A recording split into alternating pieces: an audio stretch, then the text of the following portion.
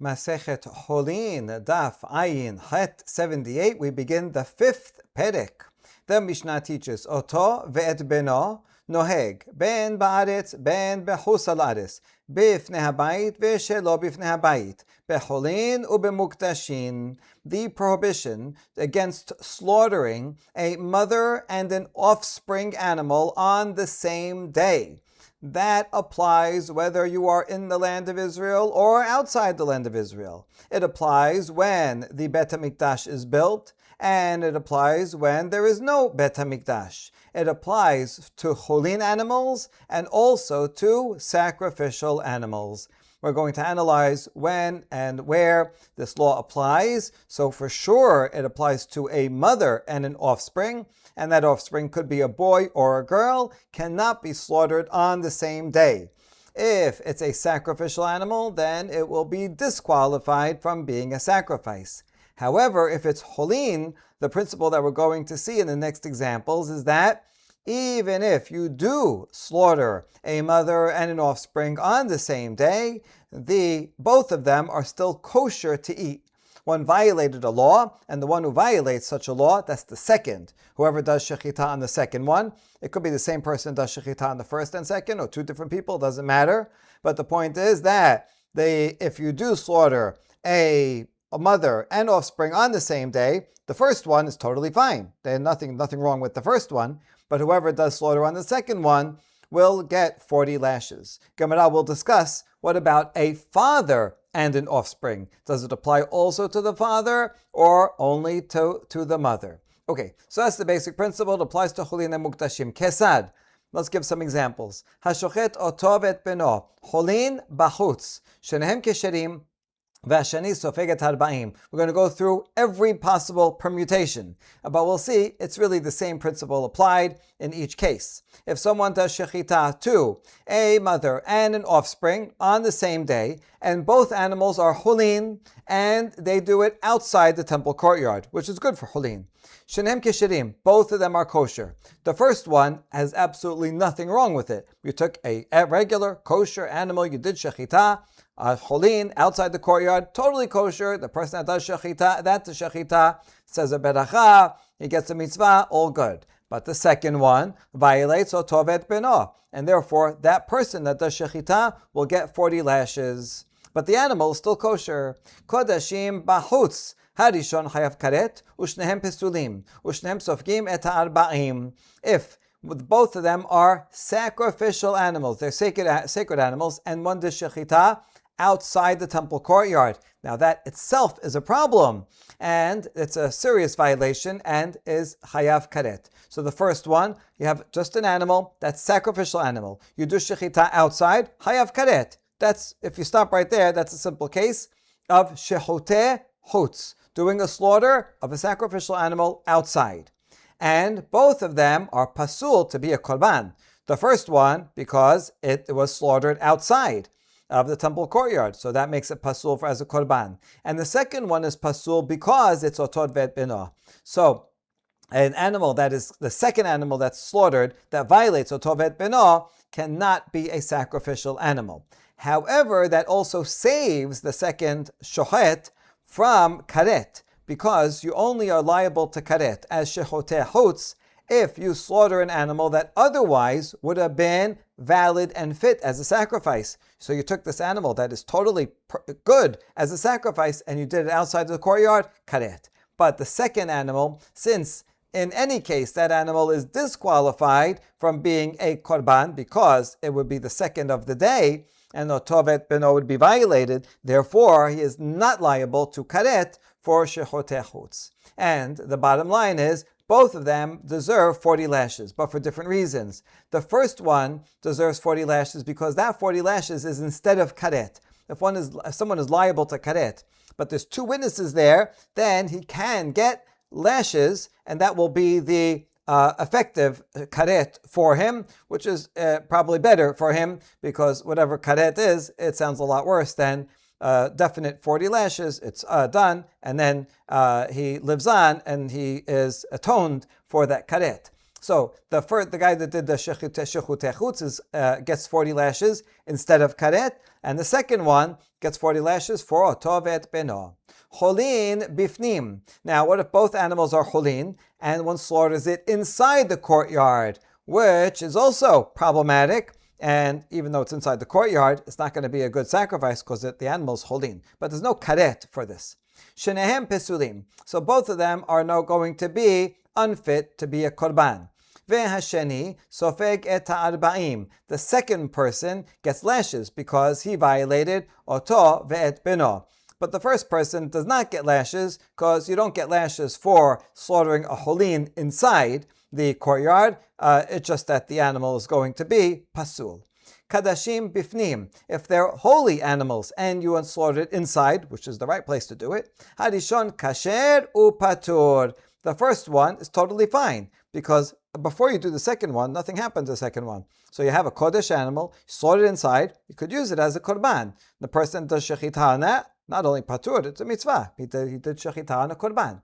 Vasheni sofeget arba'im upasul. But then the second one deserves lashes because that's oto ve'et beno. And also, it will be pasul as a korban because it's oto ve'et beno. So even though it's a kodesh animal and it's slaughtered inside, but oto ve'et beno makes it unfit to be a korban. Ḥullin ve'kadashim bahutz. Harishon kasher upatur. Vasheni sofeget arba'im upasul. If you have one animal, the first animal is ḥullin.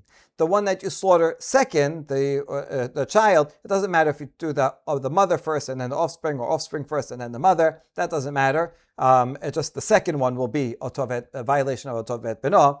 And here the first one is ḥullin and the second one is kodesh. And you do it outside the courtyard. Harishon kasher upatur. The first one is ḥullin and you slaughter it outside. So good. Chazak baruch, totally fine, totally kosher. That shochet has nothing to answer for. Vasheni, but the second one, he gets 40 lashes because it's kodashim, and he did it out, and he gets lashes because of oto ve'et beno. That's why he gets lashes. It's not a valid offering, also because it's oto ve'et beno. Besides the fact that he did it outside, he does not get karet for shechutei chutz because since it's the second one, it already violates oto ve'et beno, so it's already pasul to be a korban. And one does not get karet for shechutei chutz if it would already be pasul as a korban. Kadashim ve'ḥullin bachutz. The first one is a kodesh animal. The second one is ḥullin, and he does them both outside of the courtyard. Harishon hayav karet upasul, v'hasheni kasher, u'shnehem sofgim et ha'arba'im. The first one is going to be liable to karet because it's shechutei chutz, kodesh animal outside. And otherwise it would be a totally good animal because it's the first one. And the animal is also going to be pasul because it was done outside the courtyard. That would be a simple case. And then the second one comes, and the second one is a ḥullin animal, and that's done outside. So that animal is kosher to eat. Although the person that does the slaughtering will get lashes for oto ve'et beno. So in the end, both of them get lashes. The first one gets lashes instead of karet for shechutei chutz, and the second one, who does shechita, gets lashes for oto ve'et beno. Ḥullin ve'kadashim bifnim, shenehem pesulim. If the first animal is ḥullin and the second one is kodashim, and you do it inside the temple courtyard, they are both unfit to be a korban. You have ḥullin, it's a ḥullin sacrifice, so obviously the animal's ḥullin, it's not going to be a proper korban. And the second one is oto ve'et beno, so it cannot be a korban. Vasheni sofeget arba'im. The one who does the second, slaughters the second one, will get 40 lashes for oto ve'et beno. But the first person, ḥullin bifnim, does not get lashes. Kadashim ve'ḥullin bifnim, harishon kasher upatur, vasheni sofeget arba'im upasul. If the first animal is kodashim and the second one is ḥullin, and he slaughters it inside. So the first one is kodashim inside, so that's totally kosher. It's a good sacrifice. Chazak baruch. And the second one is oto ve'et beno. So he gets 40 lashes for oto ve'et beno. It's also not a good sacrifice because it's oto ve'et beno, besides the fact that it's ḥullin. So on two counts, it's not a good sacrifice. Ḥullin b'chutz u'bifnim. If you have a ḥullin at the first one, both animals are ḥullin, and the first one is slaughtered outside the temple courtyard, and the second one inside. Harishon kasher upatur. Vasheni sofeget arba'im upasul. These are not necessarily any chidush to each of these, but you're just applying the principles. You can figure it out yourself, but we're going through every possibility. So the first one is kasher. It's a Ḥullin animal, and you did it bachutz. Very good. Nothing wrong with that. The second one is a Ḥullin animal inside, but it's a tovet beno. So he's going to get lashes for a tovet beno, and it's pasul also because it's a tovet beno, and also because it's Ḥullin. Kadashim bachutz ubifnim, harishon hayav karet, ushnehem sofkim et arba'im, ushnehem pesulim. Both animals are kodesh. The first one is slaughtered outside, the second one inside. So now, the first one outside, that's shechoteh chutz. So he's going to be chayav karet. And the second one is otovet beno. So he's going to get 40 lashes. The first one also gets 40 lashes instead of karet. And both of them are pasul. The first one is pasul because it was kodashim bachutz, shechoteh chutz. And second one is pasul as a korban because it's otovet beno.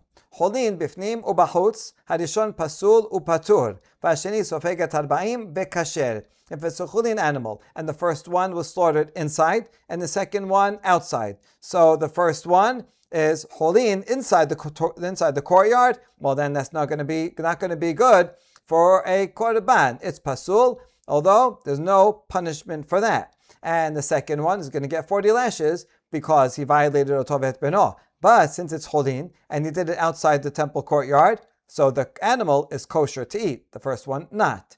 Kadashim bifnim ubachutz, harishon kasher upatur, vasheni sofeget arba'im upasul. If the animal is hekdesh, and he slaughtered the first one inside, and the second one outside, so kodesh inside, that's totally good. No problem with the first one. But the second one is otovet beno, and therefore is going to be pasul, beside the fact that it's kodesh and he slaughtered it outside, also makes it pasul.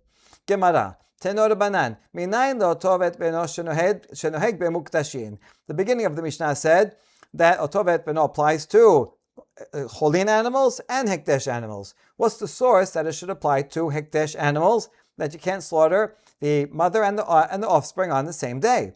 Talmud omar shor o cheseb o ez ki valed uchtib batre veshor ose otovet beno lo tishchatu b'yom ehad limed al otovet beno shenoheg b'muktashin. Let's look at the pisukim together, and this is in Vayikra 22. It says shor o cheseb o ez ki valed. If a bull, sheep, or goat is born, and then it should be for 7 days with its mother, meaning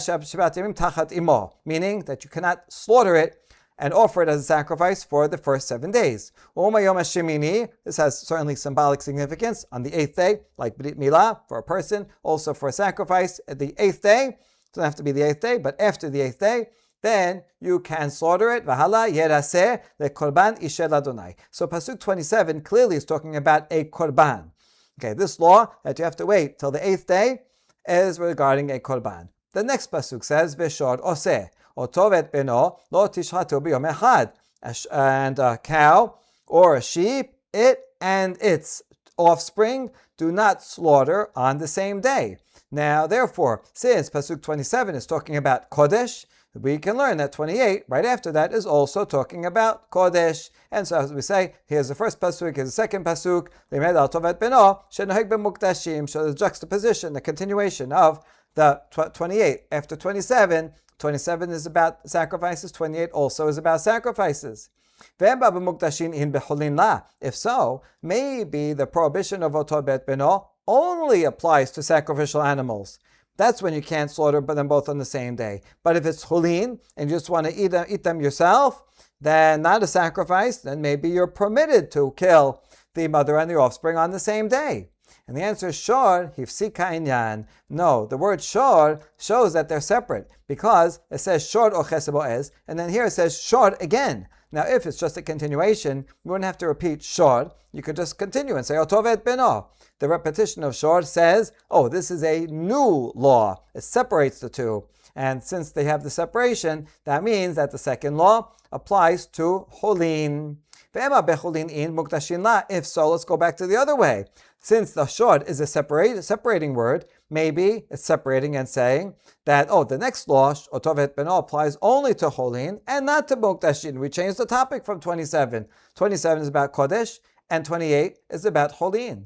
Ketib ve'shor, Vav mosif al nyan rishon. The Vav is a connector, and Vav therefore connects the two. So you have really both. Since it repeats shor, that separates it and shows that the 28 applies to Ḥullin. But the Vav connects it, so it's partially connected, partially separate, to show that Oto ve'et beno applies both to sacrificial animals and to non-sacrificial animals.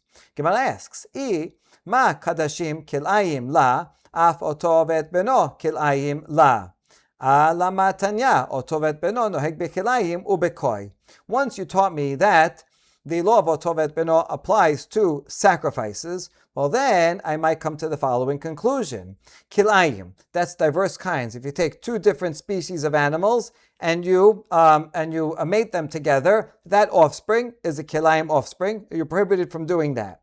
And that offspring you're not permitted to use as a sacrifice. So, and the law of sacrifice cannot be kilayim, so you might think that Oto ve'et beno also will not apply to kilayim. In other words, if you have a kilayim animal, like a mule, that's a combo, and you have the mother and the offspring. Well, mules can have offspring, but let's say a different case where you have a mother and an offspring of an animal created by the combination of diverse kinds. We might say that since kilayim cannot be sacrificed, as excluded from the law of sacrifice, maybe kilayim also is excluded from the law of Oto ve'et beno.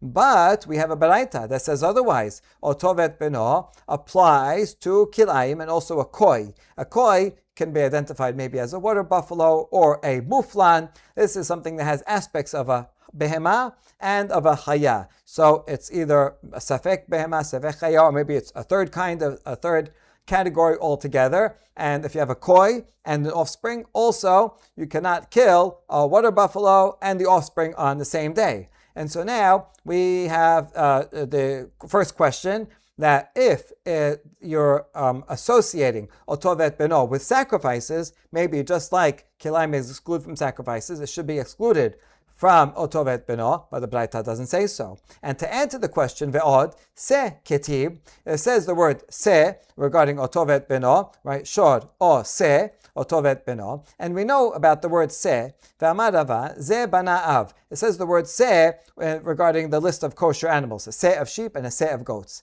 And Rava says, Kol makom shene'emar se, eno ela leosi et hakilayim. Se comes to exclude kilayim, that you cannot, in that case, you cannot eat something that's created of diverse kinds. And since it says the word se also for Oto ve'et beno, that means that the law of Oto ve'et beno would only apply to separate kinds, but the kilayim would be excluded. Therefore, this midrash adds to our question. According to this midrash of se, we would expect that the Oto ve'et beno prohibition does not apply to kilayim, and also from before, since it applies to kodesh, also we would apply that Oto ve'et beno does not apply to kilayim. But both of those are contradicted by this baraita that says that Oto ve'et beno does apply to kilayim. So if so, what's the source that it should apply to kilayim?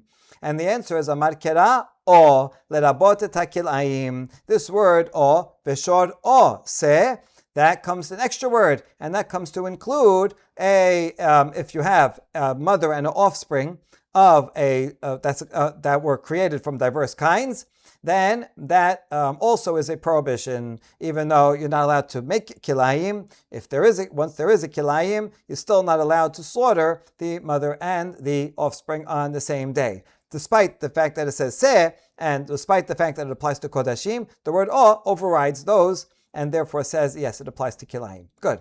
Hi o mi'ba'ele lechalek, but then we object to this. This word o is not extra.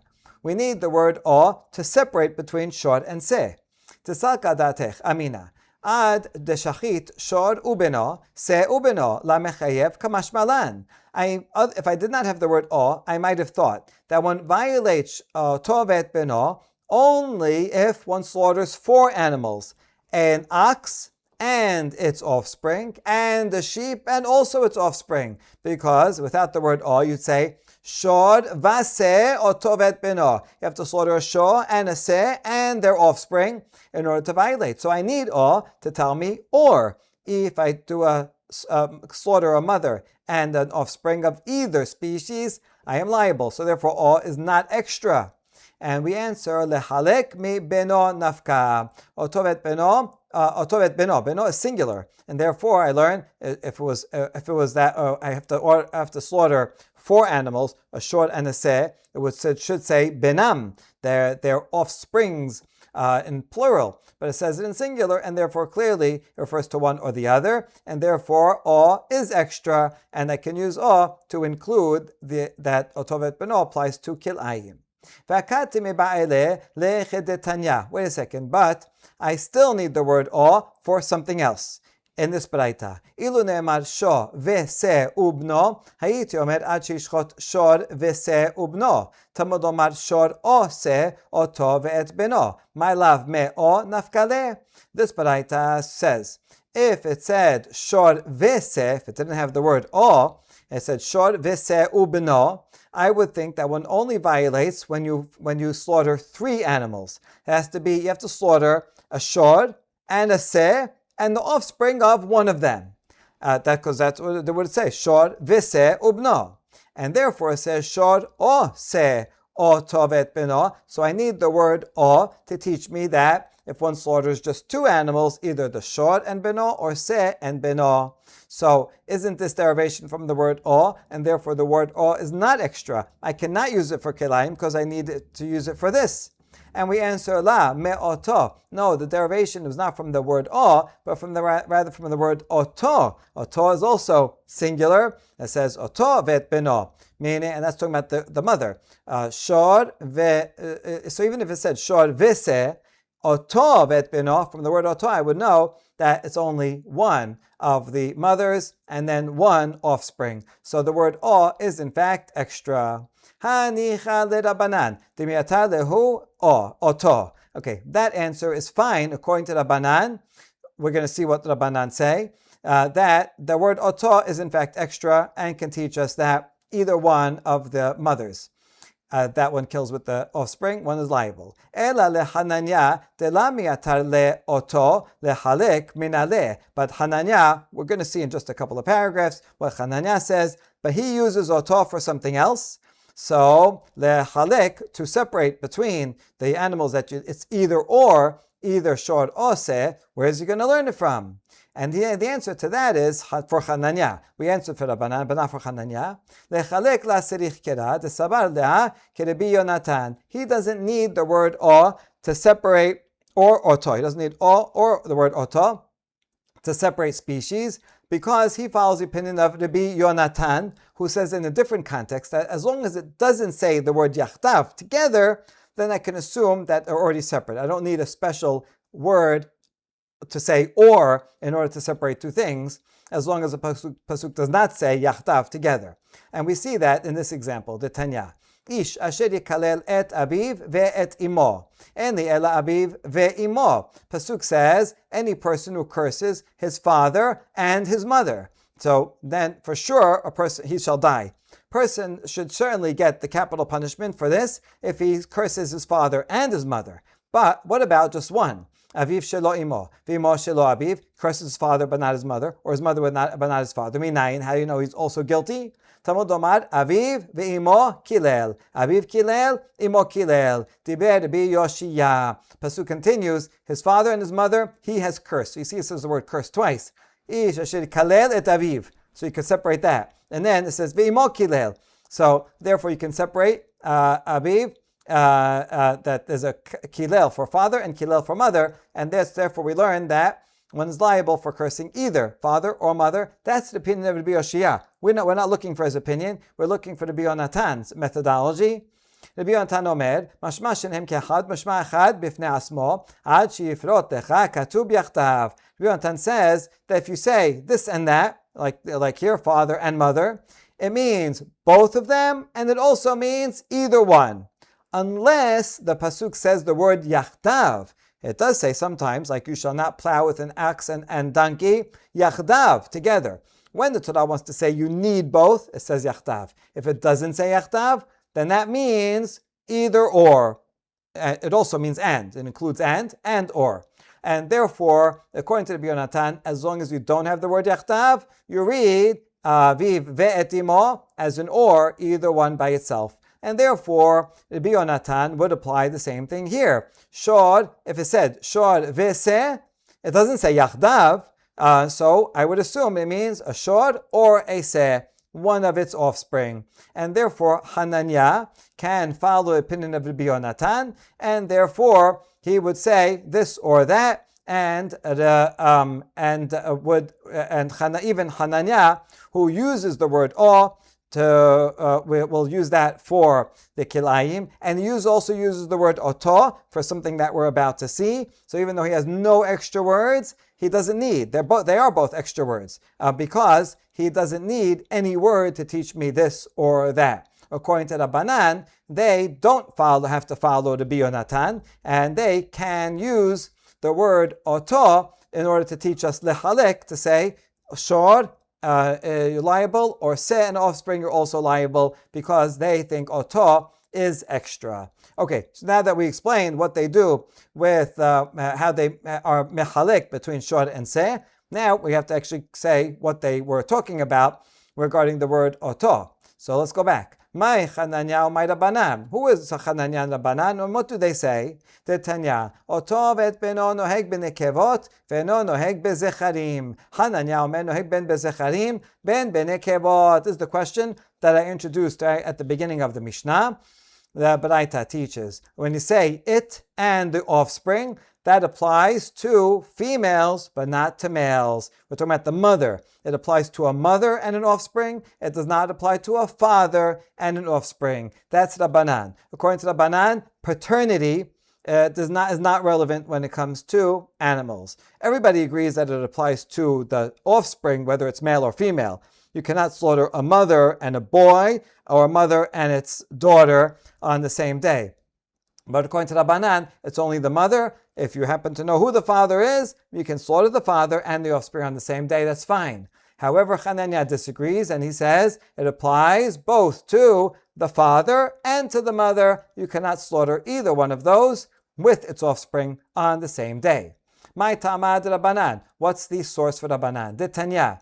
Yachol yehe oto vet beno noheg ben bezecharim ben benekevot. The Braita starts with a question.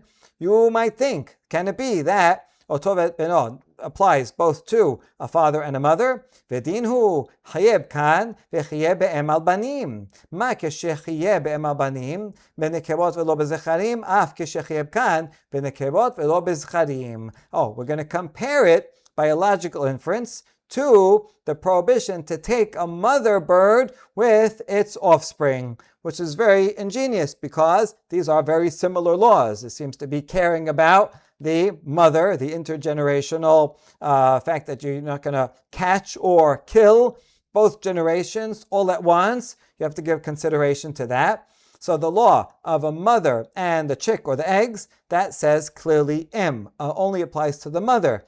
It doesn't care about the father. If the father is hanging around, like there are some species that the father stays with the eggs, like penguins, it doesn't matter. The father's there. You can take the eggs without shooing away the father. And so there clearly it says al banim. And so just like here, one is liable for slaughtering the parent and the child on the same day, and over there you're liable for mother and child taking the child with the mother. So just like over there, one is liable for the mother, and that applies to the mother, the female, and not for the male, not for the father. So too, we'll compare the two laws, and oto vet beno applies to the mother, the female, and not to the male, not to the father.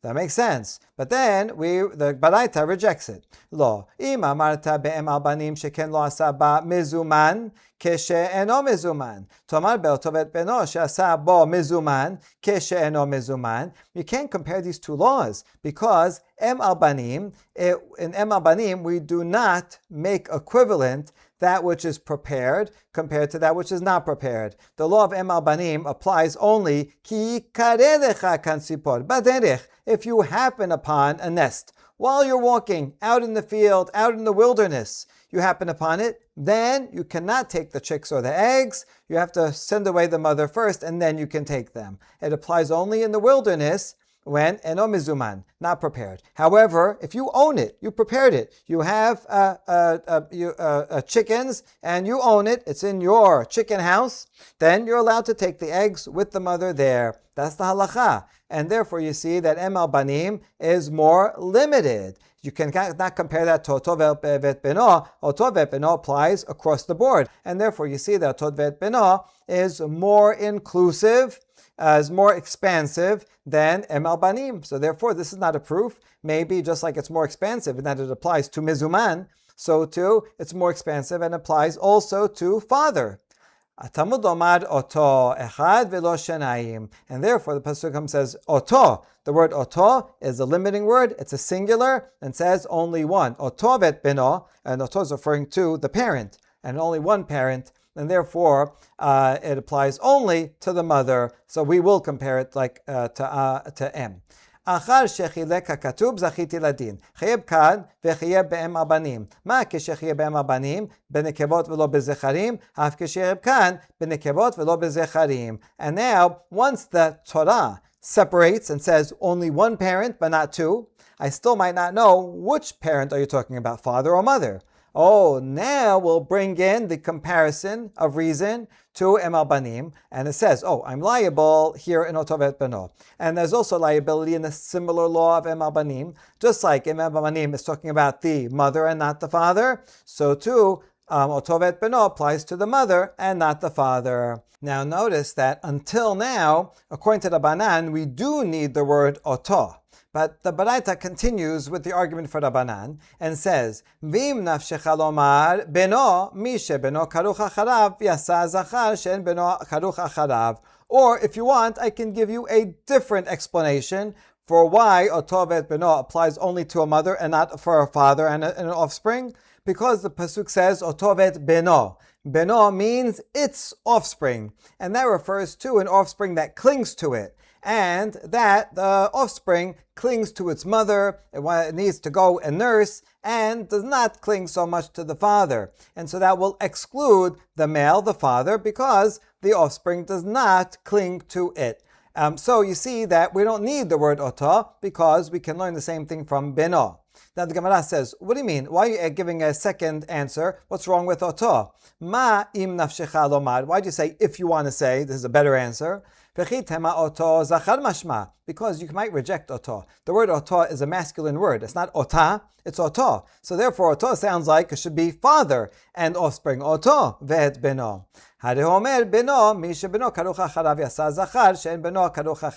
That's why it says beno, not just ben. It's child, meaning the child that is connected to it, clings to it, and follows it around, and that applies to the mother and not the father. So you see in the end, according to Rabbanan, the derivation, the better derivation is from beno. And that leaves the word oto extra. Since the word oto is extra, we could use oto lehalek to say a shod and offspring or a sen offspring. Not you don't have to kill both a shod and a se. And since we have oto lehalek, the word o is extra, and we can use that to teach that oto ve'et beno applies to kil'ayim. And lastly, v'lehananya. How does Hananya derive that oto ve'et beno applies both to mother and a father? Ketib oto demashma zachar. So he says the word oto, it's not ota, that applies to a father. Uchtiv beno, mishe beno karuch acharav demashma nekeba. Hilkach noheg ben bezecharim ben benekebot. And it also says beno. So he uses both of these words. Beno means the offspring that is clings to it, that's the mother. And therefore, it applies to both. You see, according to Hananya, he learns something from beno. He also needs the word oto to teach me that it applies to a father. Therefore, oto is not extra. And so, he needs he's using oto for this law, and the word o we're going to use for kilayim. So how's Hananya going to know that lechalek, that you're liable if you kill either a shod and an offspring or a sen offspring? So the answer is, it must be that Hananya is following the methodology of Rabbi Yonatan, who says that as long as it doesn't say yachtav, we assume that it already means either or. Baruch Adonai Leolam. Amen v'amen.